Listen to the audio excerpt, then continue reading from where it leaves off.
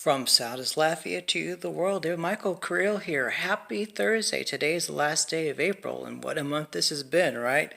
So I've been pretty much here at Gregor's Education Center all week. I've been catching up on administrational stuff and working on different projects, learning new worship songs. It's kind of nice to hear some of the newer stuff coming out, and it takes a while for a song to catch on with me because even though it might be popular, I like to make sure that it's theologically correct. So there's a lot of worship songs that are good and sounding, but when you read the words, like, nah, is that really biblical? So. So this week I've been working on learning these songs. I found one thing about some of these songs. These songs are written for solo people. Like when you hear them on the CD, who has CDs today? When you stream them or have it on MP3, they sing way up here in the range that congregations can't even sing.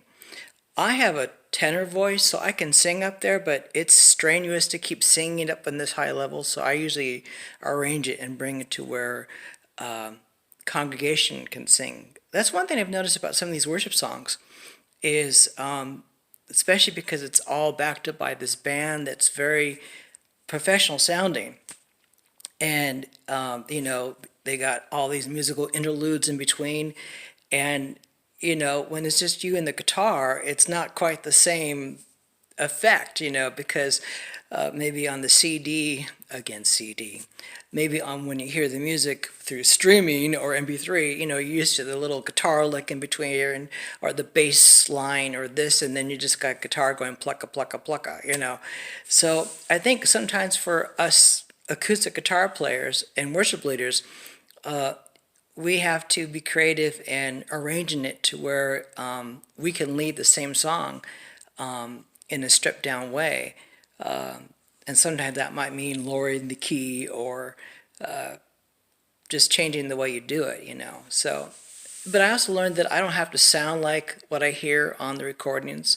I mean, I had a chance to work with Jeremy Camp. Actually, he worked with me. He sang with me at an engagement years ago, and I knew Phil Wickham when he was a kid. I went to the same church he did, and his father, John, and his mom, Lisa Wickham, were our worship leaders. So, but I don't sound like them. I don't have Jeremy Camp's,